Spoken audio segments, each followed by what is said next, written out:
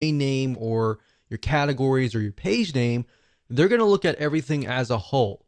Plus, in addition to that, they're going to look at how people interact with your content and if that is true.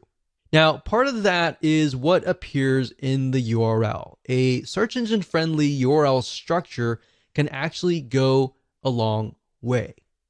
Not only will it help the search engines figure out what your page is all about, it's also going to help a human visitor understand what the page is what. And that means that keywords still matter, but you have to be careful not to keyword stuff your URLs. And by keyword stuff, what I mean by that is you're putting too many of the same keywords in the same area. In other words, back in the day when Google started, for example, you literally could keyword stuff a page and get ranked really, really quick. But now Google has become much smarter. Their bots and intelligence have become smarter. So that's a big no-no. Don't do that. And I'm going to show you in just a minute why, if you use certain domain names, that can have a drastic impact on that. So let's talk about domain names. So what should you name your domain name? Should you use an exact match domain, meaning that the keyword is in the domain? Or should you use a brand name? Well, there's a big debate that using a keyword in the domain name will actually get you ranked higher. That actually worked back in the day. Sometimes it still works today. And there's really no right or wrong answer. Literally, at the end of the day, we don't know. Nobody knows what Google wants. In fact, what we found now is that there's so many exact match domains and so many people that are using keywords in their domain names that it actually might help and it might not. And that's why you need to make sure that you don't look at one element, but you look at the whole website as a whole. So yeah, that was quite popular maybe 5 years ago, something like this, yourkeyword.com. So maybe scuba diving masks.com if you were trying to rank on scuba diving masks, or best scuba diving masks, or bestsurvivalkit.com. And that used to work and sometimes still does, so we can't really say for sure that if it doesn't or it does. We've noticed that it does, but we really can't say. But if you haven't noticed, Google really likes brands. They love brands. And the reason why they love brands is because brands are here to stay. If you look at a brand, it becomes a culture and it's got a following. And that's why Google loves brands. Something like this, yourbrandname.com. Now, Google is quite smart and has robots that know that people are trying to keyword stuff or game the system in terms of domain names or domains plus the URL structure. Now, we've had success with brand names, so we lean towards that as the long-term view. But then again, exact match keyword domain names work well for some other people as well. So we can't say for sure that if it's not going to work. So at the end of the day, it's really up to you. But what I'm going to show you in just a minute will reveal to you why using a brand name will actually help you, especially in preventing you from creating duplicate or keyword stuffing in the URL structure. So the URL structure looks like this: www.yourdomain.com/category/your-page-name. And that could be anything depending on how you go about naming that. And I'll show you that in WordPress, but we're just talking about the basic fundamentals right now.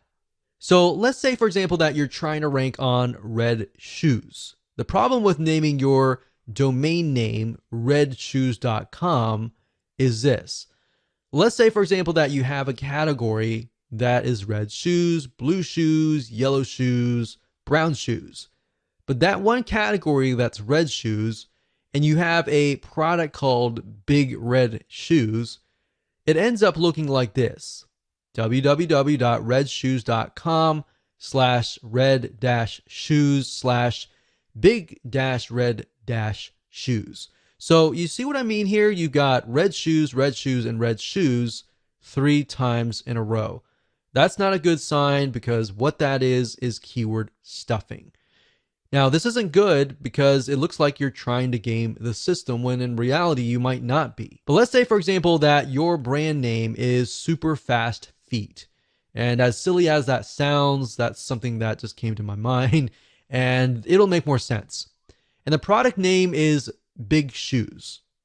Now, I know that's not great, but hold on. It would look something like this: www.superfastfeet.com/red-shoes/big-shoes. So Big Shoes is a type of red shoes, but it belongs to the brand name Super Fast Feet, or the e-commerce store, or the digital store, or the local store. So by doing that, now you see red shoes only shows up once. Now, by using a brand name, you have the potential of selling other things. If you just do redshoes.com, you're stuck with only red shoes, right? But with Super Fast Feet, you could cover shoes, you could cover slippers, you could cover socks, you could cover a variety of different things. You could even cover lifestyle of running, exercise, and all of that. So brands, not only does it help you with your URL structure, but it also helps you diversify and expand what your website could potentially be about. Now, in this case, the word shoes shows up twice, but that's okay. Do you see what I mean here and why brands actually help you avoid keyword stuffing? Now, another tip is to make sure that your URL is no longer than 90 characters long. Okay, so first things first, go ahead and log into your WordPress site, as you can see here. And then what you want to do is access the permalinks to make sure that your URL structure is search engine friendly. So what you need to do is to the left-hand side, go to Settings, Permalinks, and then we'll get to here. Now at this point, you're going to want to choose Post Name. Click Post Name, click Save down here, and that's it.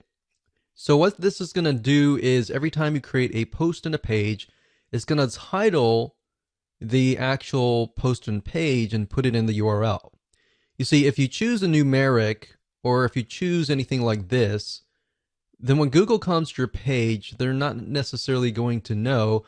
They're going to look for the body text, but the URL structure is by no means search engine friendly. So as you can see here, the plain version is just $P=123. As a human being as well, you don't really know what that is, right? So choose post name, click save, and that is the reason. Now, if you go on to a post or a page, so if you go to posts and choose a post or a page, this is what it's going to look like. So when you create a post and page, like for example, right here, this article here that says 10 different places to find credible freelancers online. If you have it here, you want to make sure that that is in your permalink. Permalinked is the URL structure. So we click on edit here. We can see that it says 10 different places to find credible freelancers online. So what you want to do is, obviously we can't change the domain name, but we're going to put the title in here, and you want to put dashes in between the words. And when you're done, click on OK, click update, and that's it. So that's as easy as it gets in terms of editing the URL structure.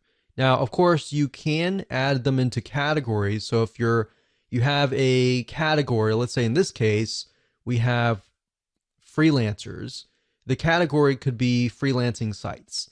And then you could have maybe 10 different posts on freelancing sites, so that as a human being, you know that we're looking at this and it's under the category of freelancing. And you can create categories by going under categories and click on add new category and creating that there. And then make sure that post or page is checked for that category, click update, and you're good to go. And that's it.